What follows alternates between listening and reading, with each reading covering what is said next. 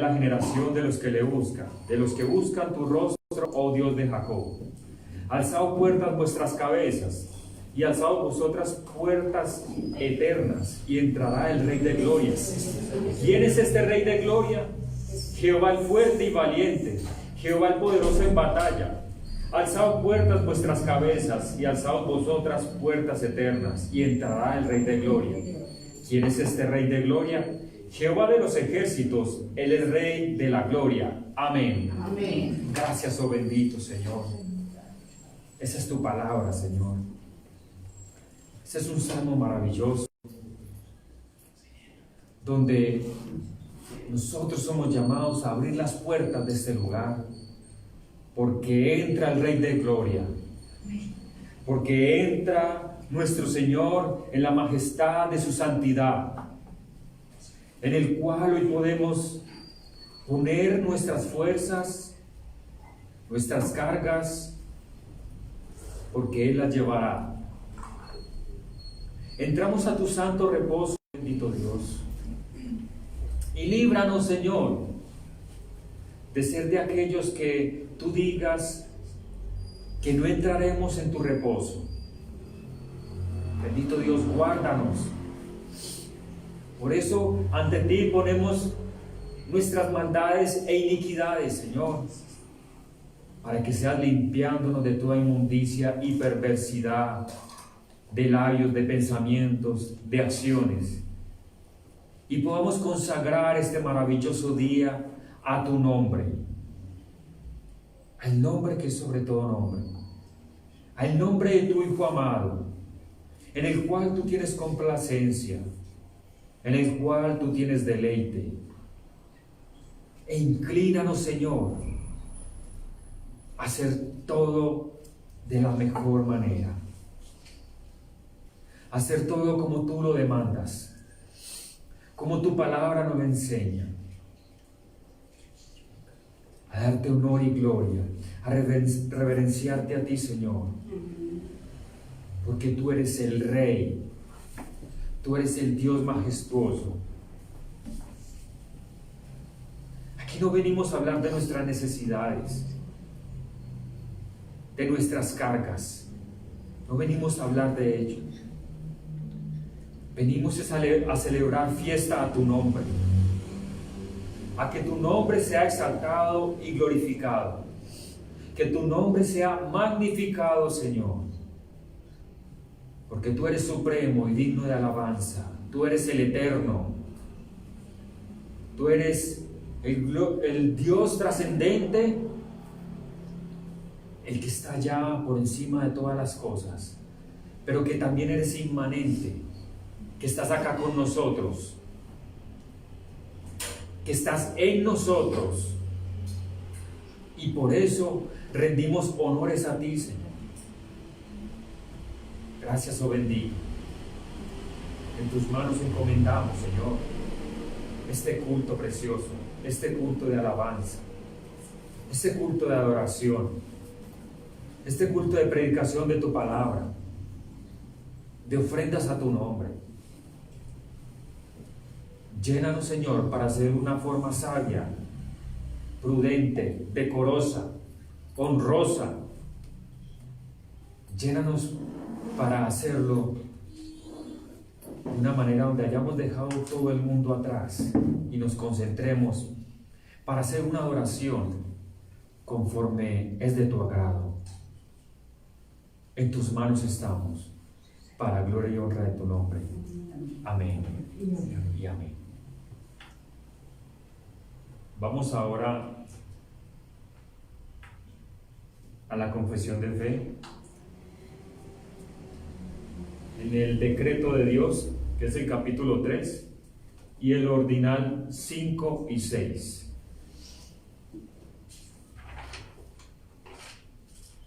Dice así la palabra del Señor: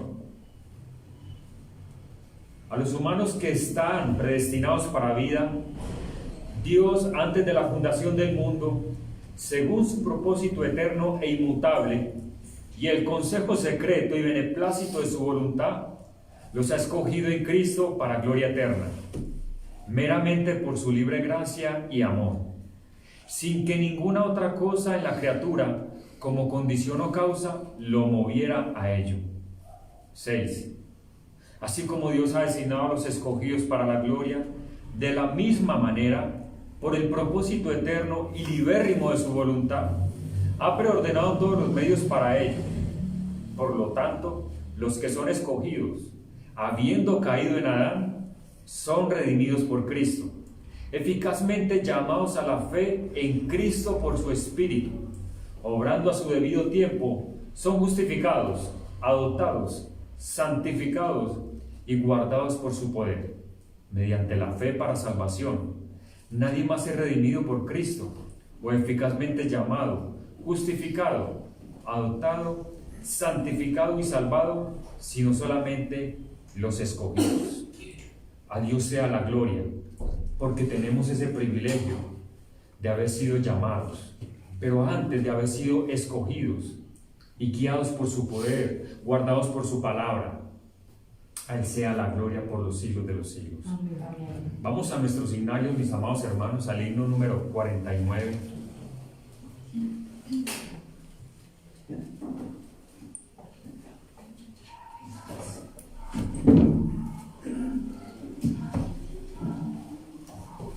Oh, que tuviera lenguas mil, mi lengua hablará de tu alabanza todo el día.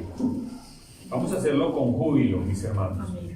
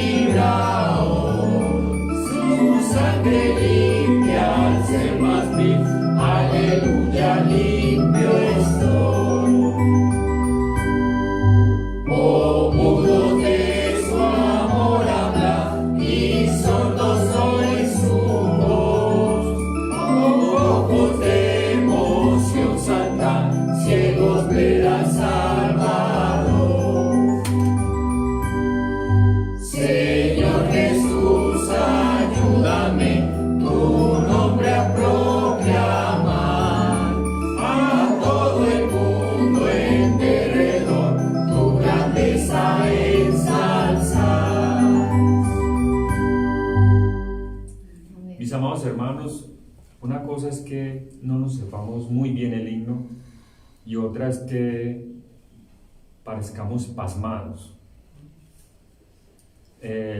La iglesia no se escucha más el himnario, no debe ser así.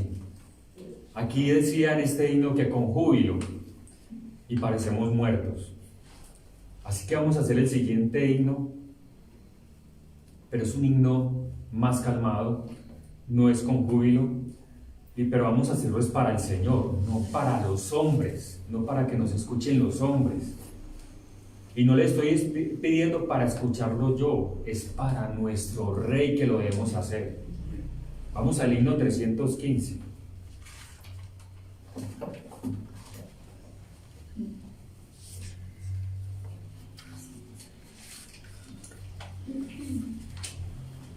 Visión pastoral.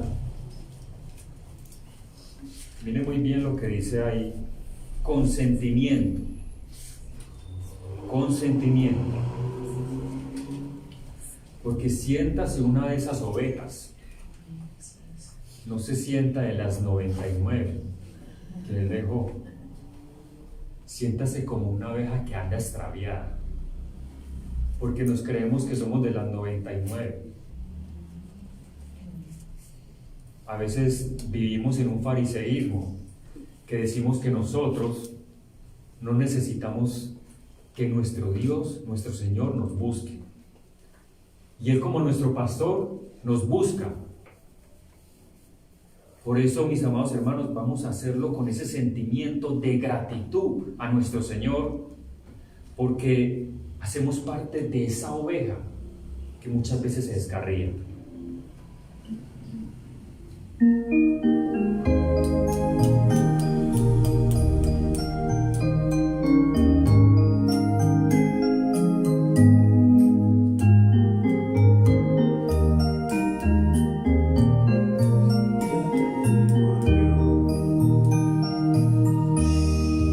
Eran 100 ovejas,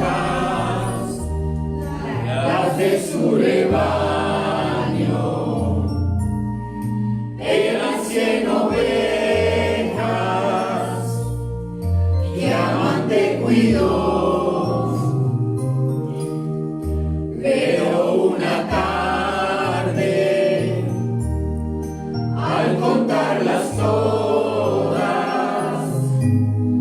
le faltaba una, y Grise lloró. Las 99 dejó en el aprisco, y por la montaña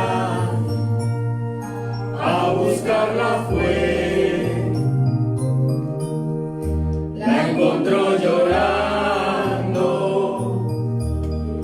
temblando de frío. Ungió sus heridas, la cargó en sus hombros y al redil volvió. Esa antigua historia vuelve a repetirse. Hay aún ovejas que rabundas van, con el alma rota, van por los collados, temblando de frío, vagando en el mundo, sin Dios y sin luz. Pero todavía existen pastores que por las montañas a buscarlas van, y cuando las hallan no están en el camino bueno, la verdad y la vida, que es Cristo el Señor. Si tú eres un alma que sufre angustia de sentirse sola en cruel vejez, hoy te traigo nuevas de gran gozo. Es el Evangelio que salva y redime y te da la luz. Sea en la montaña o en la cumbre agreste, ya fuera en el valle o en abismo cruel, Cristo el buen pastor tiene pastos verdes, confortar tu alma, vendar sus heridas y darte la paz. Gracias, oh bendito, porque hoy venimos a que vendes nuestras heridas, a que nos des ese reposo en el cual tú vives, Señor, y vives en la eternidad, y que nosotros podamos disfrutar y gozarnos en este día celebrado en honor a ti, Señor. Danos ese maravilloso don de poder gozarnos, porque todo es un don tuyo, Señor, y todo proviene de ti, del Padre en las luces, en el cual no hay mudanza ni sombra de variación, Señor, del inmutable, del Dios glorioso. Vamos al himno número 565. Bellas mansiones.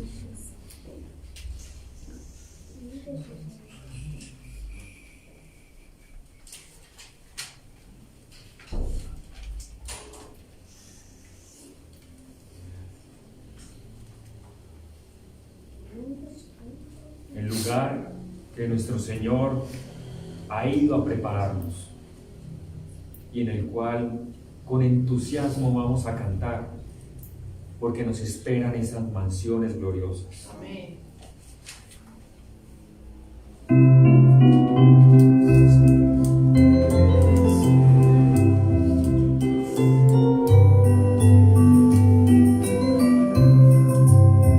Mansión gloriosa, tengo yo en el cielo, todas las maldades nunca entrarán, toda tristeza cambiará en consuelo y en dulce canto el dolor y afán.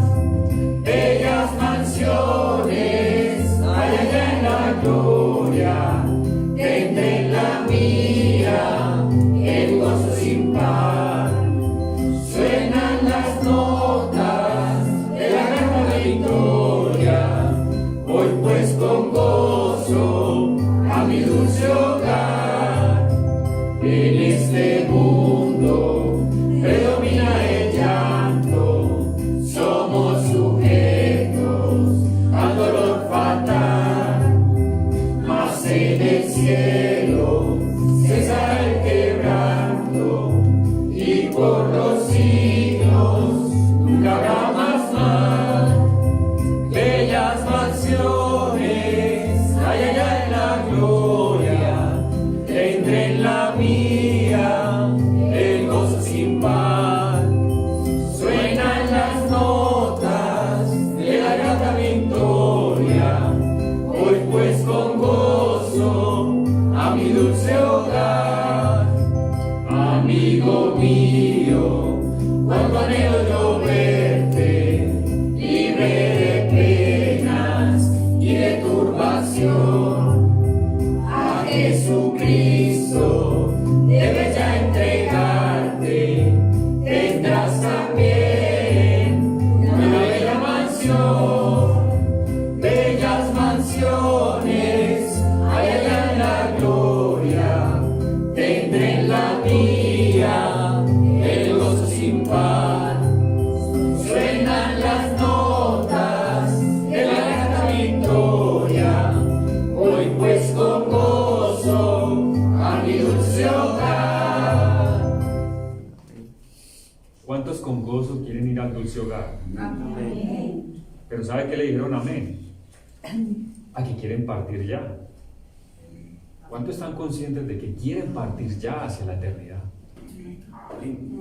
A ese lugar maravilloso que el Señor nos ha preparado. Ahora, mis amados hermanos, pueden tomar asiento.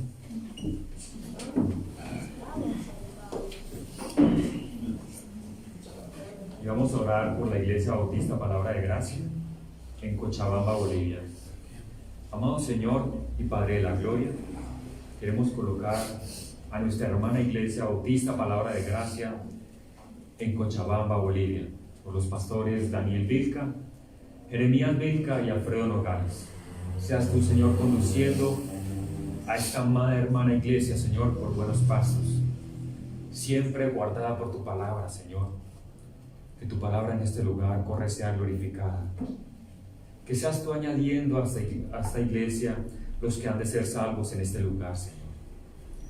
Que sea impactando a sus alrededores, a todos aquellos, Señor, que no conocen la verdad, pero que en este lugar se hace ese llamamiento santo a través de tu palabra, para que llegue la fe por el oír de tu palabra, Señor, para que estos hombres sean capacitados y ejercitados en la piedad y en el conocimiento de tu palabra de una forma, Señor, que muchos sean conducidos no por sus palabras, Señor, sino por lo que conocen ellos de tu palabra, Señor, para que sean transformados cada día, Señor, a la plenitud que es Cristo nuestro Señor. Bendito Dios, respáldalos también con finanzas y que ellos puedan, Señor, tener lo suficiente para el extendimiento de tu obra. Que seas guardándolos también y librándolos de pecado. Y aquellos en este lugar, Señor, que están viviendo en pecado, seas tú librándolos, Señor. Porque tú para tu iglesia, Señor, tú tocas la puerta y tú abres la puerta a quien que te llama, Señor. Aquel que realmente está arrepentido de su vana manera de vivir y que se ha desviado, Señor, pero que quiere volver al redil, así como aquella oveja perdida y extraviada. Seas tú, Señor, guardando a nuestra hermana iglesia y que seas vivificándola, Señor, para que haya un avivamiento fuerte en este lugar. Te damos muchas gracias en Cristo Jesús. Amén y amén. Y de esta misma manera los convoco, Señor, mis amados hermanos, a que oremos al Señor por los diezmos y las ofrendas, por las contribuciones que Dios ha determinado en su corazón para dar a tu iglesia. Dice la palabra del Señor: tributad a Jehová, oh familias de los pueblos, dad a Jehová gloria y poder, dad a Jehová la honra debida a su nombre, traed ofrenda y venid delante de él, postraos de Jehová en la hermosura de la santidad. Señor, ya tenemos la mayor ofrenda, la cual tú hiciste, Señor, nuestro Cristo bendito. Una sola ofrenda, una vez y para siempre, la cual derramó su sangre y nos ha limpiado de todo pecado. Señor, pero tú también nos das como ofrenda todas aquellas cosas con las cuales nos sustentas día tras día. Y apartamos una parte de ello, Señor, para tu obra, no para el enriquecimiento de los hombres, ni mucho menos para la avaricia que muchas veces nos conlleva a retener lo que no nos pertenece. Que realmente tengamos un corazón generoso y dadivoso, Señor, porque sabemos que lo que hacemos es para ti y no para el hombre. A ti sea todo honor y toda gloria por los siglos de los siglos. Amén.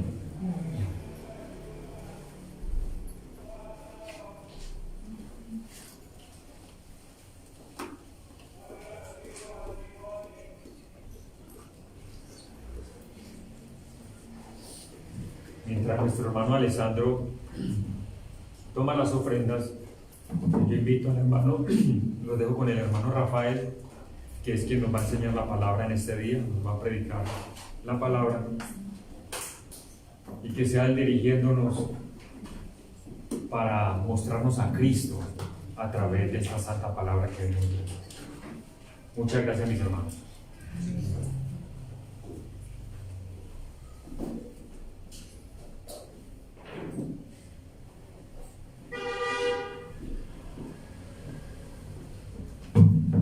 Buenos días, amada iglesia. Dios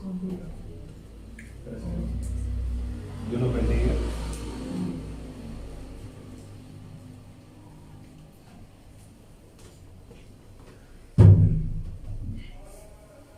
Oremos por los diezmos y las ofrendas. Señor, te bendecimos y glorificamos. Te damos gloria, Padre. Te damos gracias por estas contribuciones, Señor, que tú permitiste a los hermanos dar con amor, con alegría. Darle el fruto, Padre, de nuestro trabajo que tú nos das, Señor. Pidiéndote que nos des sabiduría y entendimiento para poder administrar esos bienes que tú nos das, Señor, de manera correcta, Señor, para hacer avanzar tu reino aquí en la tierra. Te pido que bendiga a cada uno de mis hermanos aquí, Señor, presente. Que tú suplas sus necesidades, Padres, especialmente las espirituales, Señor. Que podamos depender de ti en todo tiempo sin importar la situación, Señor. Que nuestra fe no sea dependiente, Señor, de nuestras situaciones, sino de tus promesas, Padre. Gracias en el nombre de Cristo Jesús. Amén. Amén. Muchas bendiciones, amados. Es una bendición poder estar aquí nuevamente una vez más, el día que hizo el Señor para adorarle, glorificarle y bendecir su nombre. Amén. Amén. Este es el día que ha hecho el Señor para glorificarle. Bueno, sin más que decir, vamos a abrir nuestras Biblias en el libro de Apocalipsis, capítulo 2, versos 1 al 7. Hoy estaremos empezando una serie la cual pertenece y corresponde a las siete iglesias del Apocalipsis, los 7 mensajes que el Señor da a cada una de las iglesias.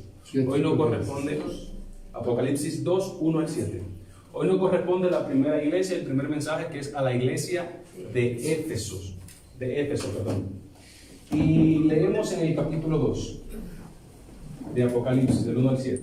Dice: escribe el ángel de la iglesia en Éfeso, el que tiene las 7 estrellas en su diestra, el que anda en medio de los 7 candeleros de oro, dice esto: yo conozco tus obras y tu arduo trabajo y paciencia, y que no puedes soportar a los malos, y has probado a los que se dicen ser apóstoles y no lo son, y los has hallado mentirosos, y has sufrido, y has tenido paciencia, y has trabajado arduamente por amor de mi nombre, y no has desmayado. Dice el 4: pero tengo algo contra ti, que has dejado tu primer amor. Recuerda por tanto de donde has caído, y arrepiéntete, y haz las primeras obras, pues si no, vendré pronto a ti, y quitaré tu candelero de su lugar, y si no te hubieses arrepentido, pero tienes esto, que aborrecen las obras de los nicolaitas, las cuales yo también aborrezco. El que tiene oído, oiga lo que la Escritura dice a las 7 iglesias, lo que el Espíritu dice a las 7 iglesias. Al que venciere le daré a comer del árbol de la vida, el cual está en medio del paraíso de Dios. Amén. Amén. Señor, gracias por estas palabras que son leídas, Padre. Ponemos en tus manos la predicación, Dios mío. Mira que tus palabras son infalibles, son errantes, son perfectas. Y tu siervo no lo es, Señor. Que sea tu Espíritu Santo capacitándome, Señor, dándome la sabiduría para exponer tu palabra fielmente, y a cada uno de nosotros dándole entendimiento para poder comprenderla, Señor. Que nos redarguyan, Padre, nos capaciten y nos confronten, Señor. En el nombre de Cristo Jesús. Amén. Amén. En un contexto, las 7 iglesias descritas en el Apocalipsis, tanto en el capítulo 2 como en el capítulo 3, son exactamente 7 iglesias que estaban en el tiempo de Juan el apóstol. Esas 7 iglesias que se mencionan aquí realmente eran iglesias reales de aquel tiempo. Esto no es un simbolismo, eran iglesias reales que estaban acá. Ahora, ¿qué representan estas 7 iglesias? Bueno, el número 7 representa la perfección de Dios, lo que significa que esas 7, no solamente habían 7 iglesias en ese tiempo, habían más, pero como el 7 significa perfección, lo que está refiriéndose es que estas 7 iglesias representaban la totalidad de las iglesias que existían en el primer siglo y la que habían de existir hasta nuestros tiempos y los tiempos postreros que han de venir. Para empezar, aquí vemos que las reprensiones del Señor a cada uno de esta iglesia van de advertencia para la iglesia en ese tiempo, pero también para nosotros en este tiempo. Hoy vamos a comenzar con la iglesia de Éfeso. Recuerden que la primera carta que le llega a la iglesia de Éfeso no es este mensaje que es el mismo Señor Jesucristo dándole a la iglesia, sino que fue el apóstol Pablo unos 10 o 20 años antes que este mensaje le llegara a la iglesia de Éfeso. Habían ciertos problemas en la carta de Pablo. Vemos que Pablo se dirige más a lo que son las falsas doctrinas y a los problemas éticos que tenía la iglesia, ¿cierto? Pero aquí el Señor especifica claramente que había un problema en la iglesia de Éfeso, y es lo que vamos a ver hoy en día. El nombre del mensaje o el título que le he puesto es La advertencia del Señor a la iglesia de Éfeso y la muestra de su grande amor por la misma. La advertencia del Señor a la iglesia de Éfeso y la muestra de su grande amor por la misma iglesia. Aquí vamos a ver un contexto histórico de cómo nace la iglesia de Éfeso en los tiempos de Pablo. Vamos a ver cuál era el problema por el cual el Señor le escribe esta carta o este mensaje a la iglesia de Éfeso en el libro de Apocalipsis, vamos a ver la advertencia que el Señor le hace a la iglesia de Éfeso, y al final vamos a ver la promesa que se encuentra en el verso 7. ¿Sí? Entonces, sin más que hablar, pues vamos a dar un contexto breve de cómo nace en primer lugar la iglesia de Éfeso en los tiempos del apóstol Pablo. El capítulo 18 y capítulo 19 del libro de los Hechos nos muestran cómo nace y bajo qué contexto religioso, pagano e idólatra nace la iglesia de Éfeso. Efesios era una ciudad, de hecho, la más importante de Asia Menor, lo que hoy es Turquía, lo que conocemos como Turquía. Era la iglesia más importante y por ende era la iglesia magna, la representación de las iglesias en los tiempos del primer siglo, ¿cierto? Pero había un problema, que probablemente nosotros lo veríamos como un problema, era que estaba plagado de idolatría, plagado de paganismo, ya que se adoraba a la diosa Artemisa, o como también comúnmente se conoce, la diosa Diana. Esto era un mercader realmente, lo que tenían con las ventas de los ídolos, las ventas de siendo cosas paganas. Eso mantenía realmente la comunidad, la economía de esa parte, la mantenía las ventas de estos ídolos a la iglesia, de la diosa Diana. En Hechos 19 nos da un contexto bastante interesante, y es que a través de todas estas idolatrías, el mensaje de Dios comienza a ganar terreno. La predicación de Cristo comienza a ganar terreno. Y surge un debate, surge una trifulca. ¿Por qué? Porque ya estos ídolos se estaban vendiendo cada vez menos. Incluso lo que se estaban convirtiendo, estaban quemando los ídolos. Y todo esto en el contexto lo podemos ver en Hechos 17 en adelante, 17, 18, 19 y hasta 20.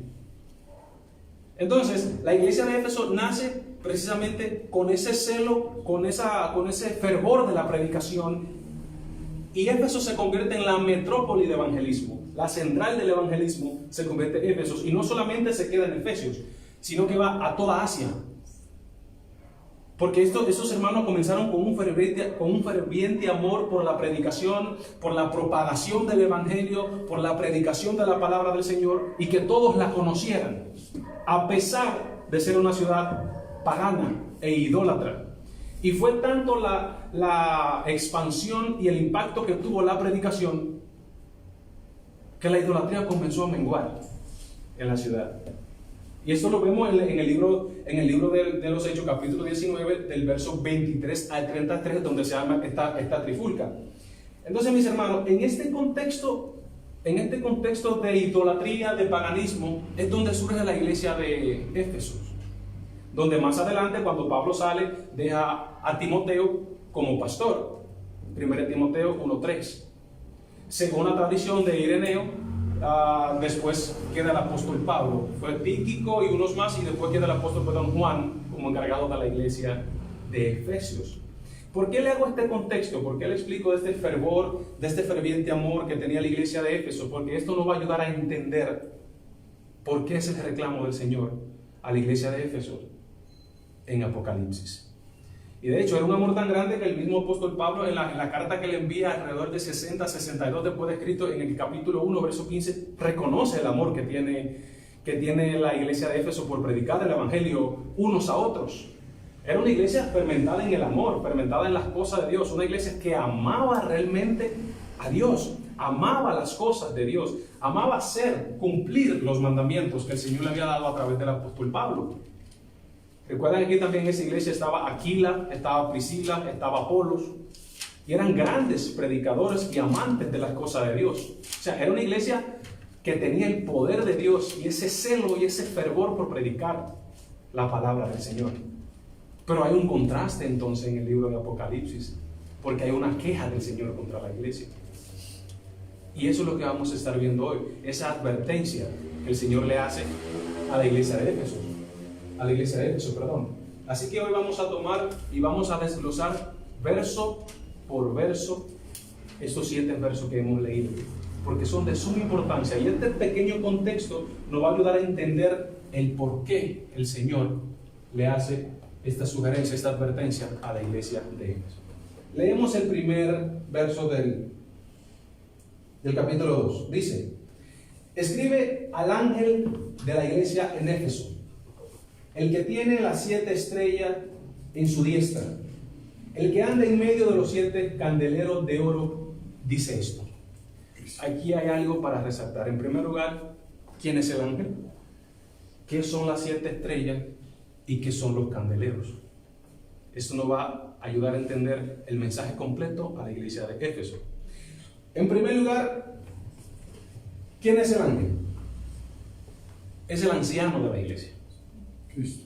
Es el pastor de la iglesia, el que está representando la iglesia ante Cristo. Han surgido diferentes interpretaciones. Muchos han dicho que puede ser un ángel, una persona espiritual, un ángel literal que representa a la iglesia de Dios ante él. Pero la interpretación que tiene más peso es que es un pastor, es que es una persona física realmente, como el pastor Héctor, que representa a esta iglesia ante Cristo. Entonces, quedamos claros ahí, el ángel es un pastor. En segundo lugar, entonces, ¿qué es las 7 estrellas? Es interesante, el versículo 20 del capítulo 1 de Apocalipsis nos dice que son las 7 estrellas y que son los candeleros. Leemos: el ministerio de las 7 estrellas que ha visto en mi diestra y de los 7 candeleros de oro, las 7 estrellas son los ángeles de las 7 iglesias, y los 7 candeleros que has visto son las 7 iglesias. Las 7 estrellas son los ángeles, los pastores, y los 7 candeleros representan las 7 iglesias. Ahora, ¿cuál es el sentido literal entonces de los candeleros? Porque aquí estamos hablando, Apocalipsis está lleno de símbolos, ¿cierto? ¿Qué representan entonces los candeleros? Bueno, en el verso 12 del capítulo 1 dice: y me volví para ver la voz que hablaba conmigo, y vuelto vi 7 candeleros de oro. Bueno, los candeleros de oro eran portátiles de oro que llevaban lámparas pequeñas a partir de aceite. Cada candelero representaba una iglesia, como lo vimos en el verso 20. Y la luz representaba la vida que radicaba esa comunidad. En las escrituras, el número 7 representa todo lo que es completo, así que estos 7 candeleros representan a todas las iglesias en todos los tiempos. Cada luz representa una iglesia. Esa luz representa qué tan espiritual está la iglesia. Esa luz representa la vida espiritual de la iglesia. Es un simbolismo. Entonces, hay algo interesante. Dice: el que tiene las 7 estrellas. ¿Quién es el que tiene las 7 estrellas? Primero comienza a decir: escribe al ángel de la iglesia en Éfeso, el que tiene las 7 estrellas en su diestra. Es el mismo Jesús, a través del apóstol Juan, que está hablando acá. Jesús dice: por mí ustedes subsisten. Yo la tengo en mis manos. Yo tengo el poder. Por mí ustedes están acá. Jesús mismo es que le dice: yo la tengo en mis manos.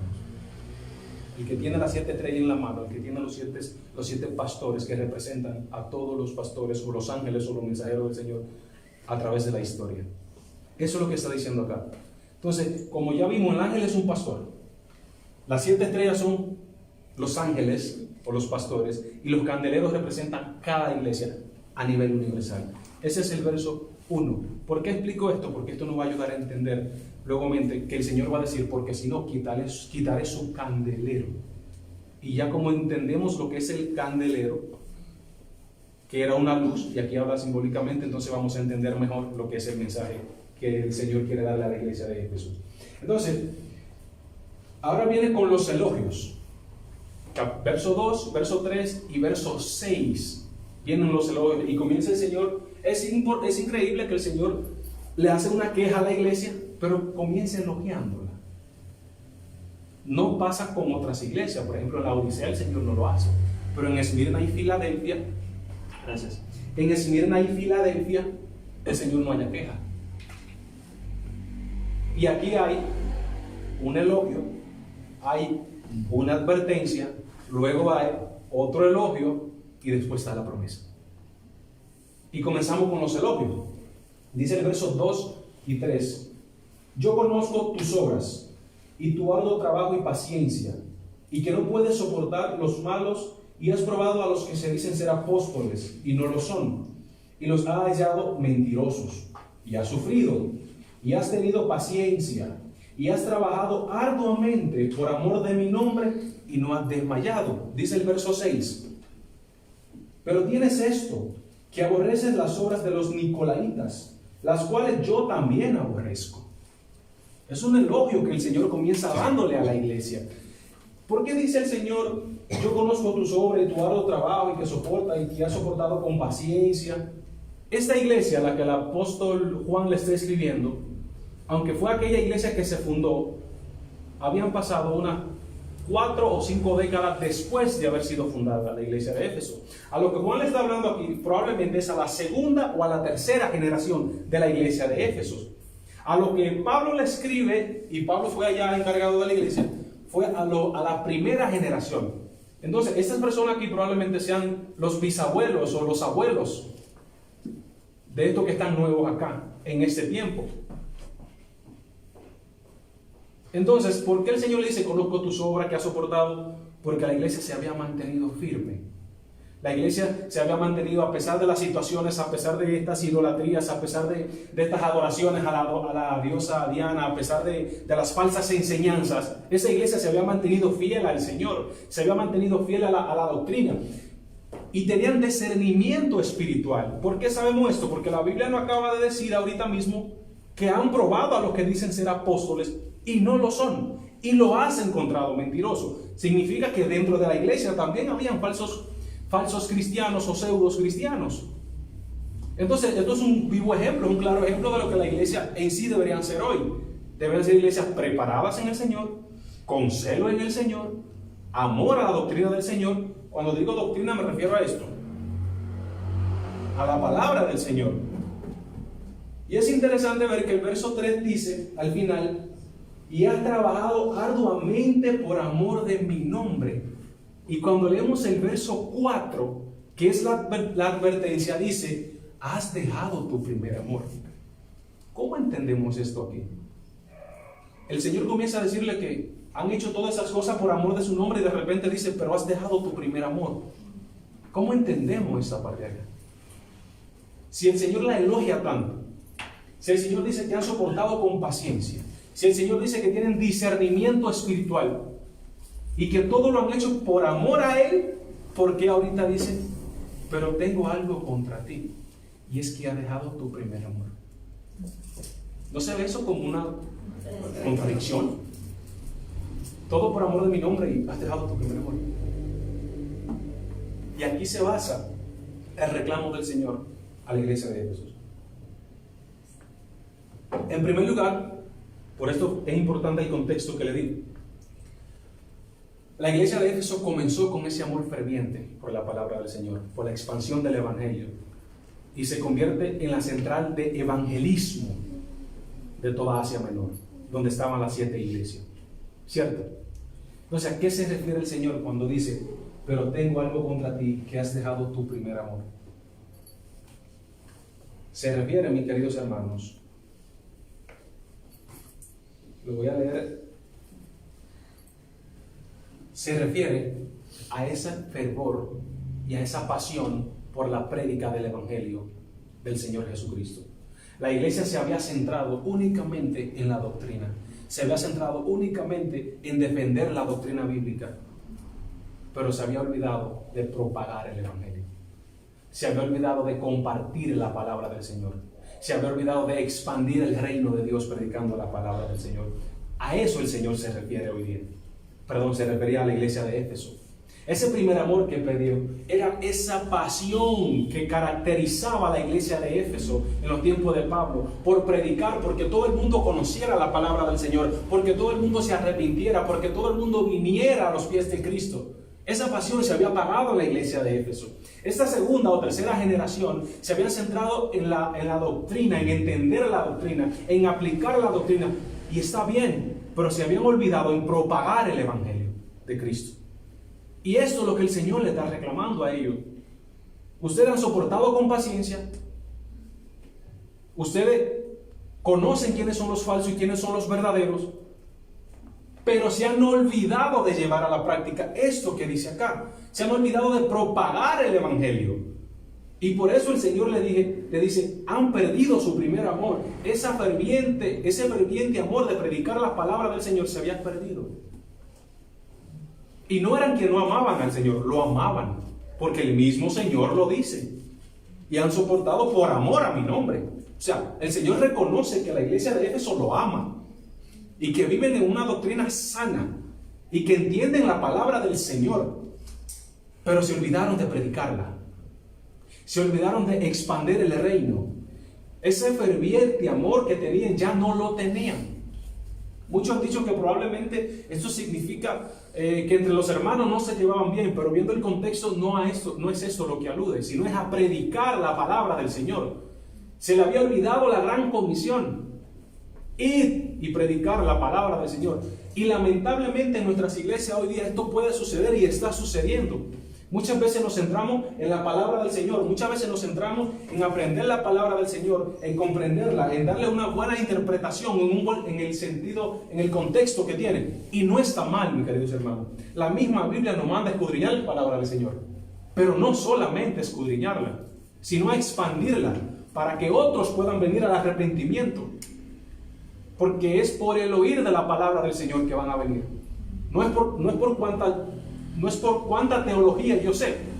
No es por cuánto yo puedo desglosar la Biblia. No es porque yo puedo hacer un estudio sistemático. No es por eso que van a venir, mis hermanos. Es por el oír de la palabra del Señor que las personas, a través del Espíritu Santo, van a venir a los pies de Cristo. Y eso es lo que se había perdido en Éfeso.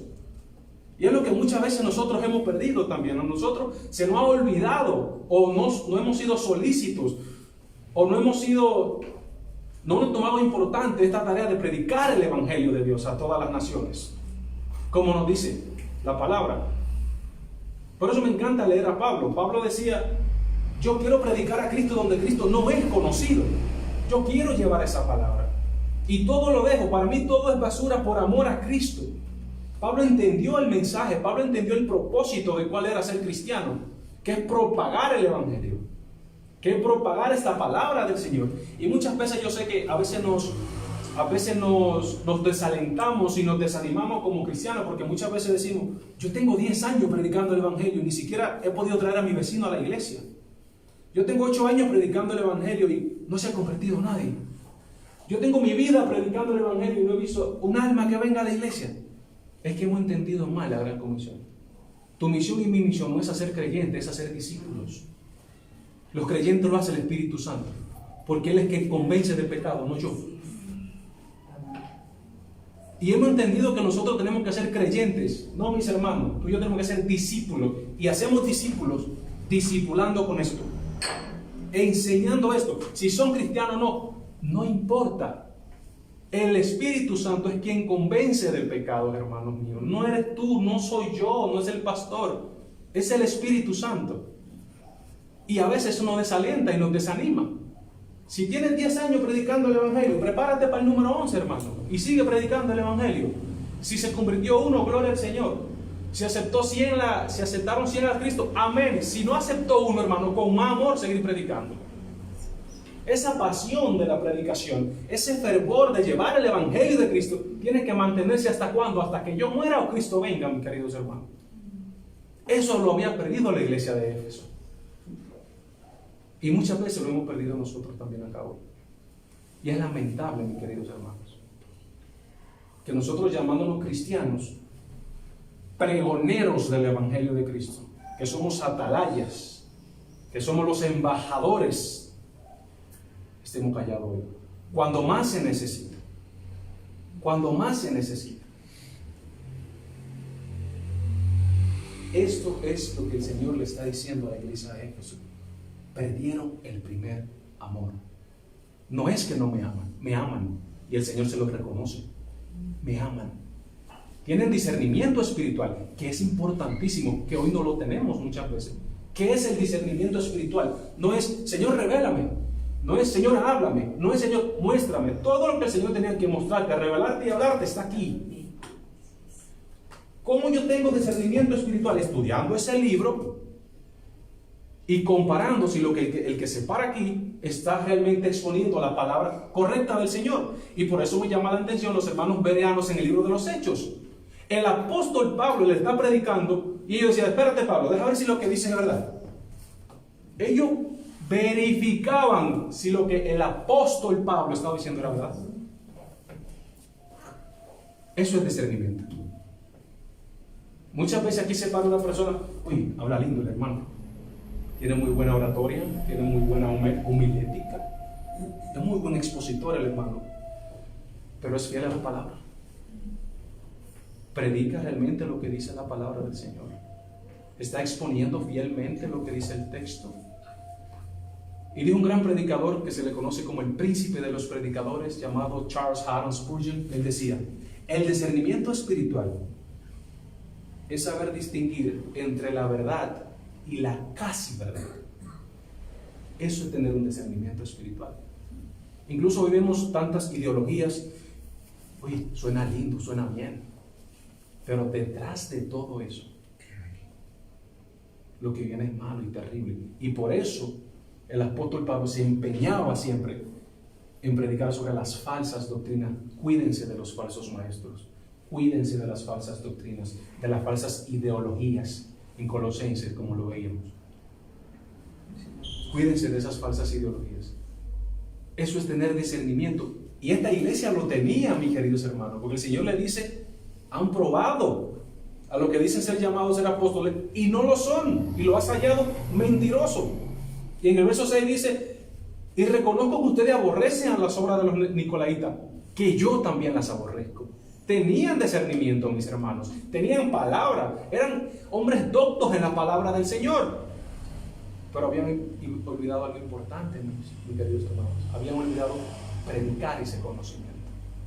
No es simplemente conocer la Biblia, no es simplemente entender la Biblia, es predicar la Biblia, mis queridos hermanos. De eso se trata el que nosotros seamos cristianos. Así como nos llegó el mensaje a nosotros, nosotros debemos de llevar el mensaje de salvación a otros, porque es a través de que del oír. Dice la misma Biblia dice que el mismo Señor decidió traer a aquellos estoy parafraseando, a traer a aquellos al reino a través de la predicación de la palabra. Si la predicación no fuese tan importante o no fuese lo primordial, la Biblia no te lo expone. Ni te dicen hagan discípulos, ni te dice enseña la palabra, ni te dice predica, y es por el oír. Y yo me he puesto a predicar a Cristo a donde no ha sido predicado, y vemos eso en el libro de los Hechos, hermano, ese amor por la predicación de la palabra. Incluso en el concilio de Jerusalén, capítulo 15, ¿qué dijeron los apóstoles? Llama a 7 hermanos y nosotros nos vamos a encargar ¿de qué? De la predicación de la palabra. Delegaron funciones para no estar tan cargados, para dedicarse a la predicación de la palabra, mis queridos hermanos. Nosotros somos pregoneros de la palabra del Señor. A esto se refiere: han perdido el primer amor. Han perdido el primer amor. Y Pablo siempre le hablaba en que la iglesia tenía amor en aquella iglesia cuando comenzó. Efesios 1:15, Efesios 3:17 al 19, Efesios 6:23. Pablo le hace referencia a que son una persona que se ama, una iglesia que se ama, una iglesia que ama las obras de Cristo. Pero eso se había perdido, mis hermanos. Esto se había perdido. Y es importante que también vemos esto no solamente en la iglesia de Éfeso, vemos esto en el Antiguo Testamento, mis queridos hermanos. Cómo el pueblo de Dios osaba apartarse siempre. Cómo el pueblo de Dios siempre buscaba una brecha por cómo abandonar el mensaje de Dios. Y una de las palabras que más entristece, o que más tristeza debería darnos nosotros como cristianos, es en el libro de los Jueces, después de la muerte de Josué. Dice el libro de los Jueces: y hacían lo que ellos quisieran hacer, porque no había quien gobernara en Israel. Estaban como chivos sin ley. Olvidaron. Es increíble, ese pueblo que Dios lo saca de Egipto, que Dios le provee maná, le hace caer comida del cielo, que lo protege del ejército del faraón y de otras múltiples cosas. Después dice que hacían lo que quisieran. No recordaron lo que Dios hizo con ellos. Esto solamente, lo del primer amor, no es nuevo en el Nuevo Testamento. También vemos esto en Jeremías 2. También vemos esto en Ezequiel 16. Y en otras partes lo vemos. En otras partes vemos cómo el pueblo de Dios quiere adorar a Dios a través de otras cosas que el Señor no ha pedido. Por ejemplo, el becerro de oro. Moisés sube al monte a orar y cuando viene, oh sorpresa, hay un becerro construido. La intención no era mala, porque ellos pensaban adorar al Señor a través de ese becerro, pero Dios no lo mandó a adorarlo de esa forma. ¿Y qué pasó? Los hijos de Aarón, que ofrecieron al Señor, dice la Biblia, fuego extraño. El Señor no te mandó a orar con eso, hermano. ¿Qué dice? Que salió ese fuego, y ese fuego que los mató. Porque el Señor estableció cómo adorarle, y la predicación es parte de la adoración hacia Dios. La iglesia de Éfeso había perdido eso. Y es increíble. Y otro caso que me entristece mucho al leerlo, es el caso de Sansón.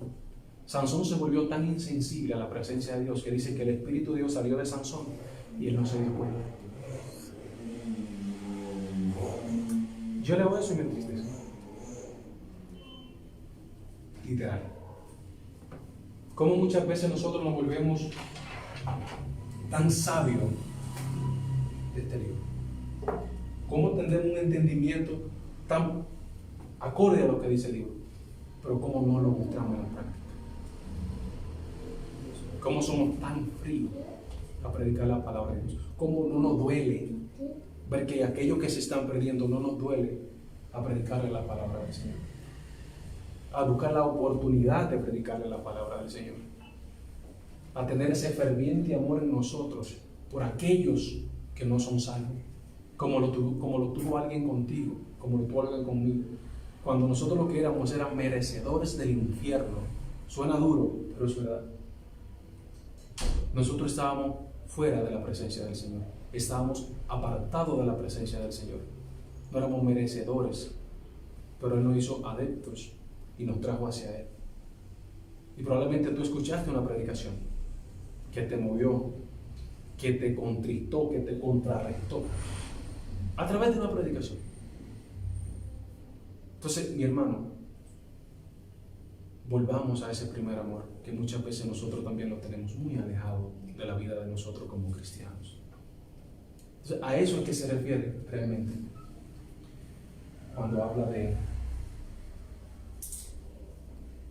perdieron el primer amor. Realmente, esa iglesia que al principio empezó con un ferviente amor por las cosas del Señor, tiempo después, las siguientes generaciones fueron abandonando este amor por las obras del Señor. Las obras, no por el Señor, sino por las obras del Señor. Y espero que no confundamos el verso 3 con el verso 4, cuando dice, han soportado esto por amor a mí, y el verso 4 dice, han perdido su primer amor. Amaban al Señor, pero dejaron de hacer las cosas del Señor. Esa es la diferencia. En otras palabras, estas personas eran buenos, podríamos llamarlo así, eran buenos teólogos, buenos maestros de la palabra del Señor, pero ya esto no se reflejaba en la práctica con los demás. O sea, habían perdido esa parte, y a esto se refiere realmente el Señor Jesús cuando le hace ese reclamo. Dice un gran comentarista, dice, cuando Jesús dice que los efesios han perdido su primer amor, no quiere decir que estén viviendo y trabajando sin amar a Dios o a su prójimo, sino que funcionaban no como propagadores de la fe, sino como cuidadores y custodiadores de la fe, de la palabra del Señor. Esa es la palabra. O sea, no eran propagadores. Ya ese amor de propagarlo se había perdido. más bien eran como cuidadores de la Biblia. Eso me recuerda a los fariseos, que tenían ese celo por Dios, y eran celosos por Dios, déjenme decirle, y tenían fervor por Dios, pero tenían un falso conocimiento de Dios. El conocimiento era pequeño y Pablo se lo reclama. Usted tiene fervor por las cosas de Dios y conocimiento, pero muy pequeño.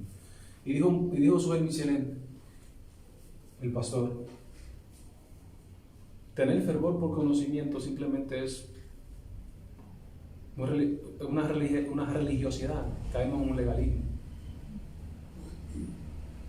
Ya no eran propagadores de la palabra del Señor, eran custodiadores de la palabra del Señor. Simplemente eso. Ya esa palabra de predicar el evangelio ya se había perdido, mi querido hermano. Y yo sé que se siente bien venir, escuchar una buena enseñanza bíblica como la que dio el hermano Nahum, escuchar una enseñanza bíblica como la que el pastor nos da, una predicación con fundamentos bíblicos. Eso está bien y nos alegra porque entendemos cada día más las cosas del Señor, pero y en la práctica. Nosotros damos por gracia lo que por gracia hemos recibido. Nosotros mostramos el amor al prójimo, porque de hecho cuando no lo hacemos no lo estamos mostrando. Recuerda, todos los que están allá afuera son nuestros prójimos. Los que no son nuestros hermanos. ¿Y el segundo mandamiento cuál es? Amar al prójimo como a mí mismo. ¿Quién es el prójimo? Todo ser humano es mi prójimo. Ahora, todos no son mis hermanos, es la diferencia. Pero él le dice prójimo, no hermano. Cuando yo no predico la palabra del Señor a mi prójimo, estoy perdiendo mi primer amor. Y no estoy amando a Dios como debería amarlo.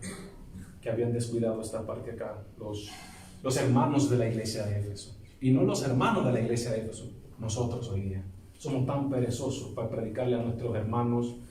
Cuando digo hermanos de sangre, a nuestros padres, a nuestros amigos, porque se ofenden, porque son quizás católicos, ateos, gnósticos, mormones, testigos de Jehová, lo que sea. No es que se ofenden, es que no quiero tener una pelea con él. Dijo MacArthur, si la verdad ofende, deja que ofenda. El mundo tiene toda su vida ofendiendo a Dios.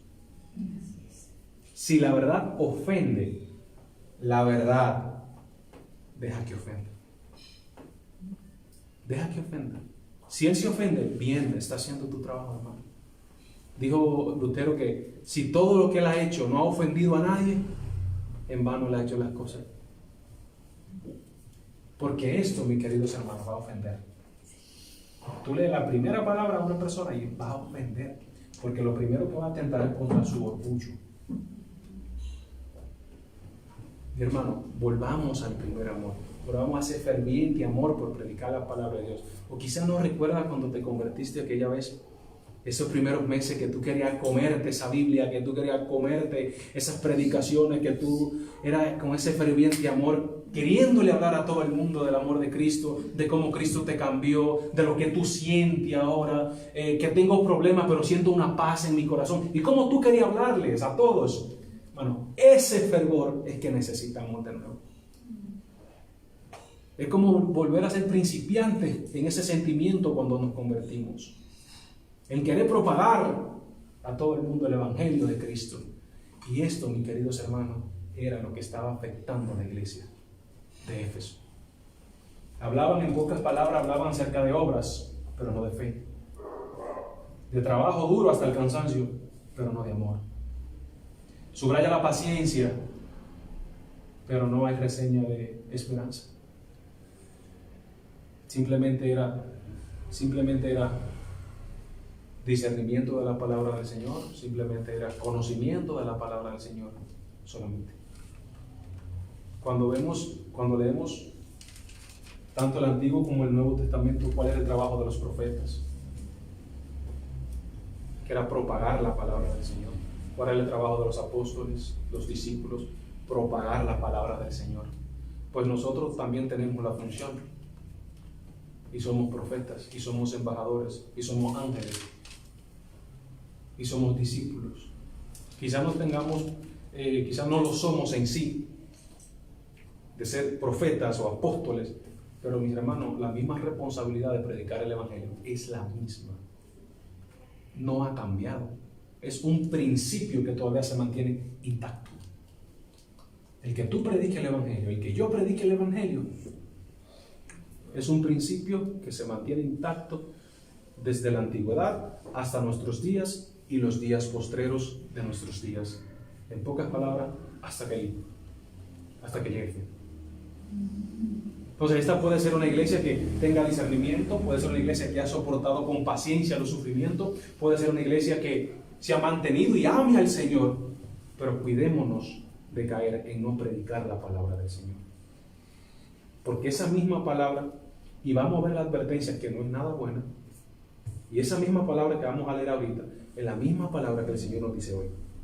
Dice el verso 5: recuerda por tanto de dónde has caído, y arrepiéntete, y haz las primeras obras. Y aquí viene la advertencia: pues si no, vendré pronto a ti, y quitaré tu candelero de su lugar, si no te hubieses arrepentido. Vamos a entender, en primer lugar, tres partes de este verso. Una, de dónde has caído. Dos, arrepiéntete. Y tres, vuelves a hacer las cosas que hacías en el principio. En primer lugar, ¿de dónde has caído? Es una exhortación a volverse en sí, a recordar dónde yo estaba y dónde me encuentro. En pocas palabras, podemos contrastarlo con la historia del hijo pródigo, que se rebeló contra su padre, pidió la herencia, aún en vida el padre, pide la herencia y dice que malgastó todo, absolutamente todo lo malgastó. Y cuando él se ve en esta decadencia monetaria, en esta decadencia espiritual, en esta decadencia que no tiene nada ni a nadie, comienza a pensar cómo él estaba en la casa de su padre, cómo vivía en la casa de su padre. ¿Y qué decidió al final? Déjame volver a la casa de mi padre, ni aunque sea ser un trabajador de mi padre. Es el mismo ejemplo. Recuerda, una exhortación a volver en sí. ¿Dónde has caído? ¿Dónde tú estabas? ¿Y dónde tú deberías estar? Recuerda eso. Es lo que el Señor le está diciendo. Recuerda aquel ferviente amor que tú tenías por la predicación. Recuerda esa pasión que tú tenías por pregonar mi reino. Recuerda esa pasión porque todos vinieran al arrepentimiento allá en aquella época. Recuerda eso. ¿Quién tú eras, iglesia de Éfeso? ¿Y quién eres ahorita? Y lo que tú deberías ser.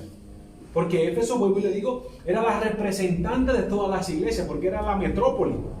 Y era la ciudad más importante de Asia en ese entonces.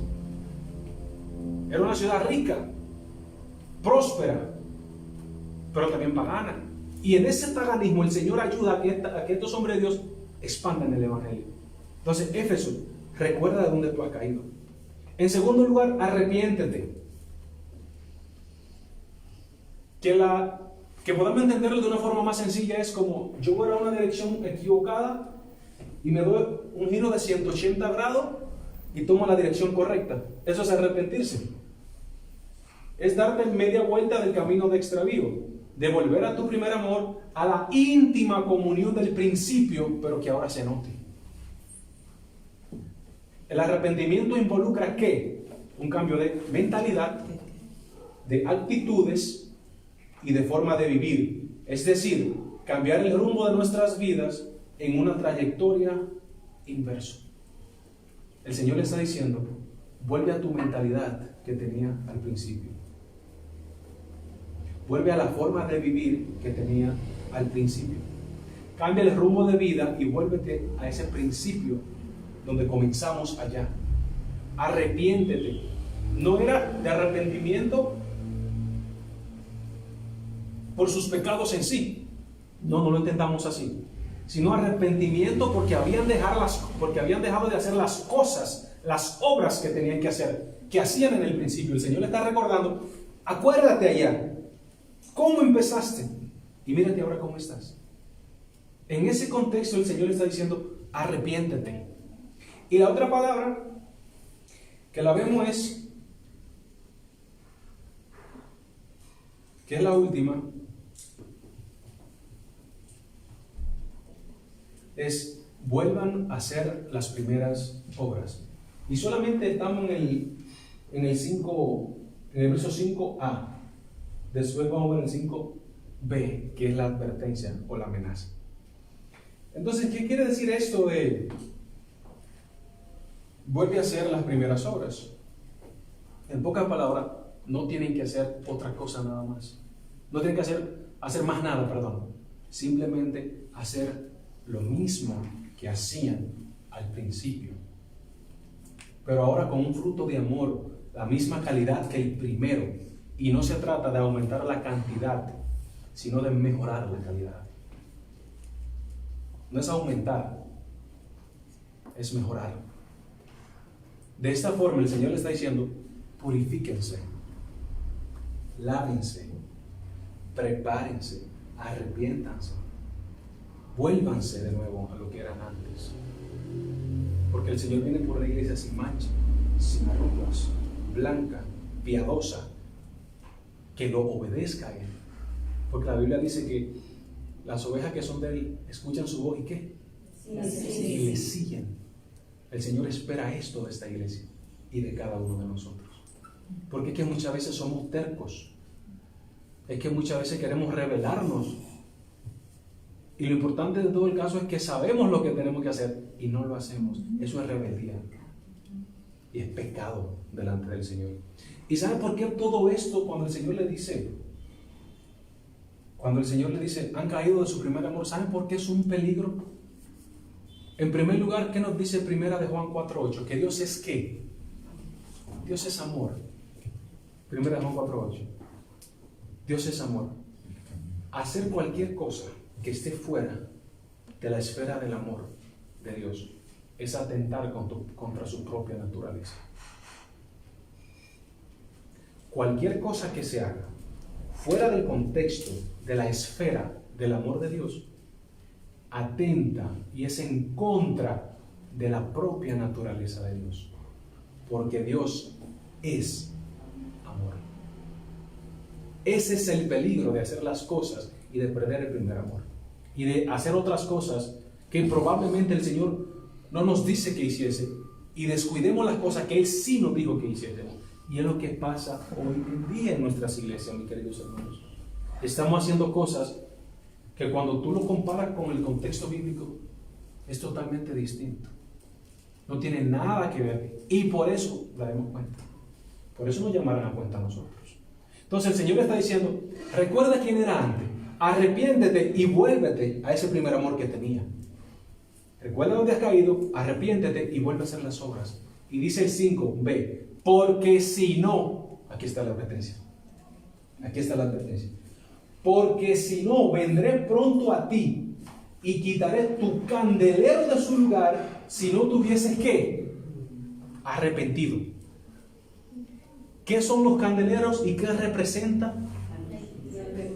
La iglesia. Y la luz que representa esa vida espiritual de la iglesia. El Señor le está diciendo, si tú no te arrepientes, si tú no vuelves de donde has caído, si tú no comienzas a hacer las obras que hacías antes, yo traeré juicio sobre ti. Eso es lo que el Señor le está diciendo. Yo te voy a juzgar yo mismo. Y el juicio de Dios no es nada bueno. Porque nos dice Hebreos 3:31, horrenda cosa es caer en la mano del Dios vivo. Bueno, no quiera caer en la mano de ese hombre. Horrenda cosa. Y cuando se trata de la iglesia, el Señor es muy celoso con la iglesia, porque la iglesia es su ¿qué? Es su novia, que Él está preparando para aquella boda. Él es muy celoso, mis hermanos. Yo quitaré. ¿Y dónde vemos este juicio? ¿Qué significa ese juicio de Dios? Lo pueden buscar en el mismo capítulo 2, verso 16. Y en el mismo, si no estoy mal equivocado, en el capítulo 1 también, verso 16, que dice que que de su boca sale una espada de doble filo, y eso significa es el juicio de Dios. Es un juicio fuerte, mis queridos hermanos. Y en el capítulo 2, del verso 16, también se nos habla de la forma, y me gustaría leérselo. Dice: por tanto, arrepiéntete, pues si no, vendré pronto a ti y pelearé contra ellos con espada de mi boca. La espada representa juicio, y lo que el Señor está diciendo a la iglesia de Jesús: yo traeré juicio sobre ti si no te arrepientes. Yo voy a erradicar esta iglesia si no te arrepientes. Porque si quita el candelero, y el candelero representa a la iglesia, no va a haber más iglesia. Es fuerte la palabra del Señor, pero es necesaria, porque ella nos enseñan, dice 2 Timoteo 3:16, nos redarguyen, nos exhortan y sobre todo contrarrestan eso pecaminoso y errado que tenemos en nuestros corazones. Entonces vemos cómo el Señor se presenta a sí mismo como el dueño, el que sostiene la iglesia, el que sostiene a los pastores. Vemos cómo comienza a elogiar la iglesia de forma linda, hermosa, preciosa, pero vemos la advertencia, vemos la amenaza que el Señor le hace. Dice: quitaré tu candelero si no te arrepientes de eso que te he olvidado hacer. Yo traeré juicio sobre ti. Hermano, es una palabra fuerte, pero esas palabras nos purifican a nosotros y nos hacen pensar cómo vivíamos antes con ese primer amor y ese ferviente amor. Este es el mensaje a la iglesia de Éfeso que el Señor le da. Es una advertencia de que arrepiéntete. Y ahí vemos la muestra del amor de Dios. Muchas veces nosotros encontramos el amor de Dios muy raro. Arrepiéntete. Y vemos con palabras como toscas, no muy bonitas, que quizás cuando uno tiene que una novia, una esposa, ay, mi amor, y que, o sea, el Señor no muestra su amor así, mi querido hermano. No es pasándote paño tibio. No. Porque ¿cuál es nuestra meta y cuál es nuestro top? Es llegar a ser como. ¿A la medida de quién? A la medida del esposo. ¿Y cómo es el esposo? Perfecto, sin mancha, sin arrugas, sin pecado, santo, en toda su plenitud y en todo su esplendor. ¿Cómo tiene que ser la esposa de ese esposo? Perfecta, santa, sin mancha, sin arruga, con la misma plenitud.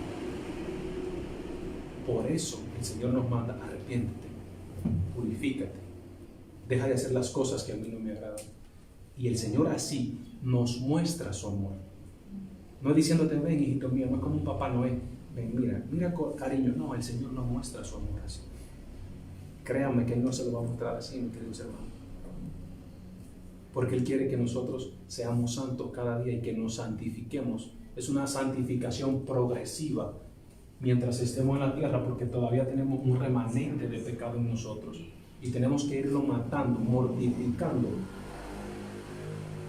Pero es a través de la palabra que nos da el Señor que vamos mortificando y nos vamos santificando y vamos cada día pareciéndonos más a Cristo en su carácter, en su forma de ser. Y es interesante que la primera vez que se nos dice cristianos es en el mismo libro de Hechos, ¿cierto? En Antioquía. La pregunta es: ¿por qué le llamaron cristianos?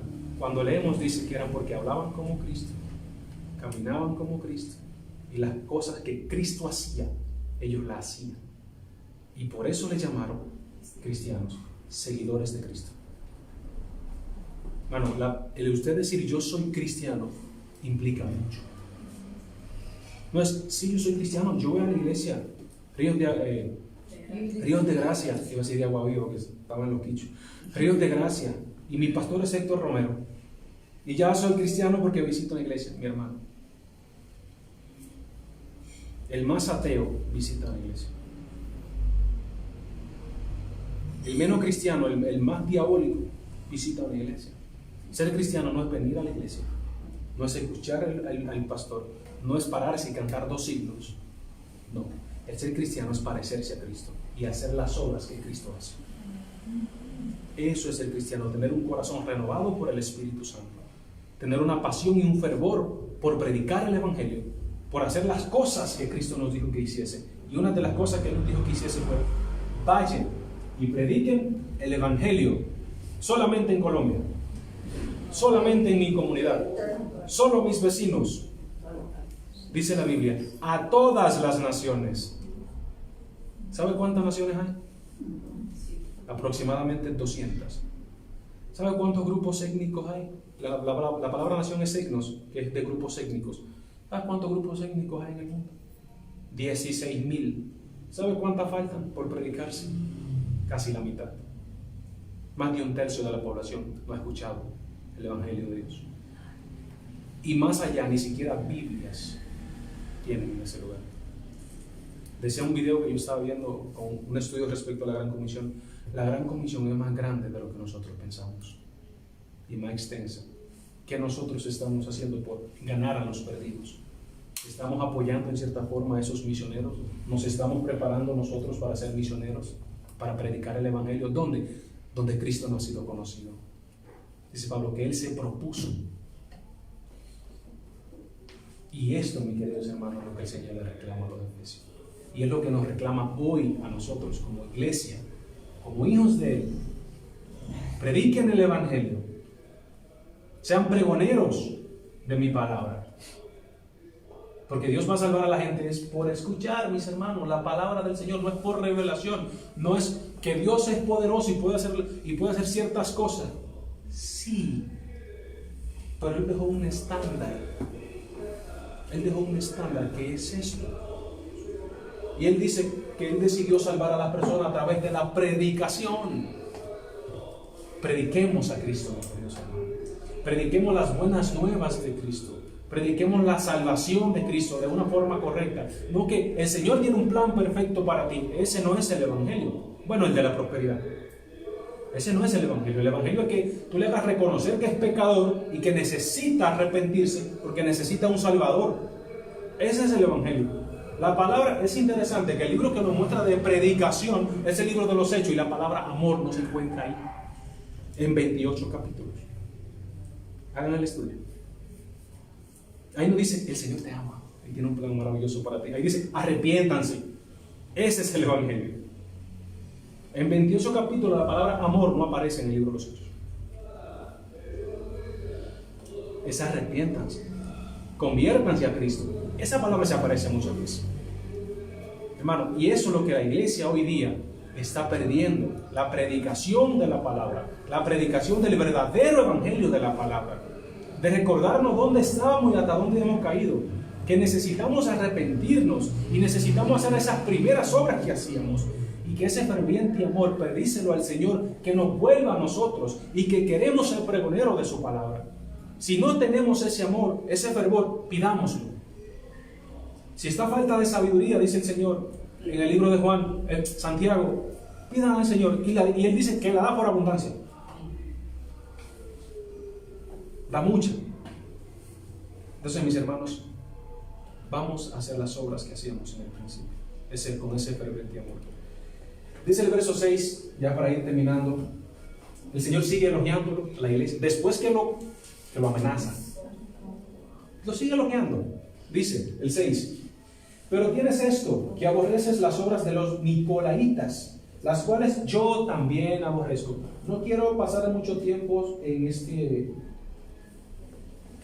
verso, porque esto también requeriría una clase, pero sí lo voy a hacer a modo, ¿cómo dicen aquí? A modo de vuelo de paja. Ya en Dominicana no usamos ese término. Dice, ¿quién eran los nicolaitas? Bueno, esto es un problema que también lo vemos en la iglesia de Pérgamo, que más adelante lo vamos a ver.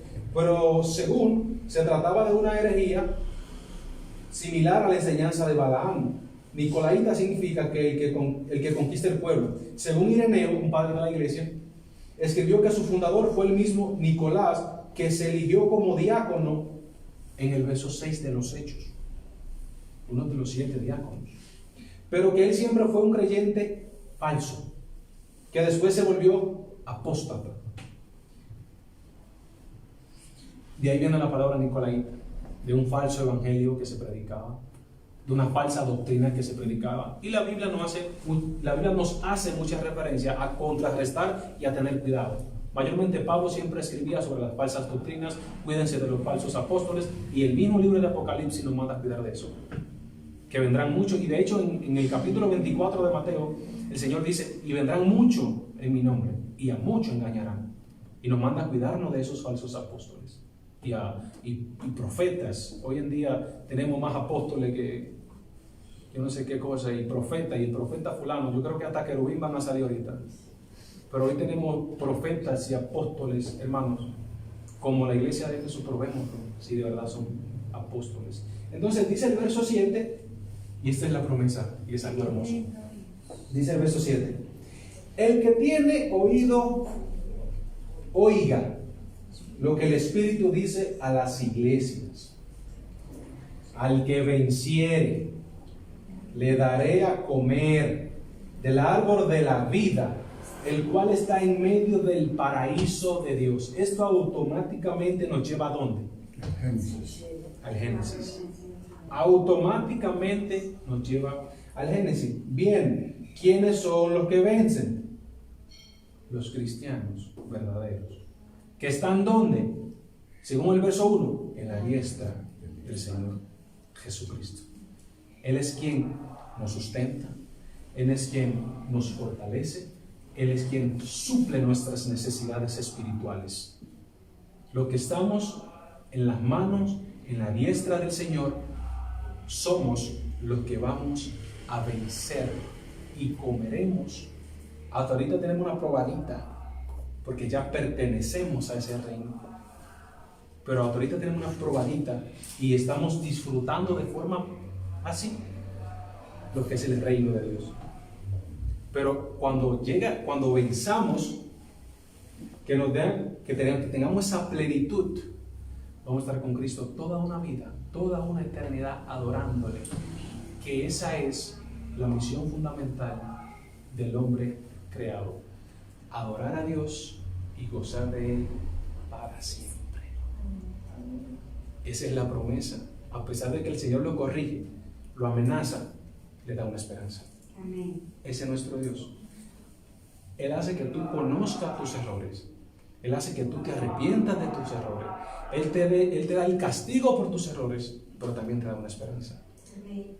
Y aparte de que aquí Él se presenta, los elogia, los reprende, vuelve y los elogia y le da la promesa.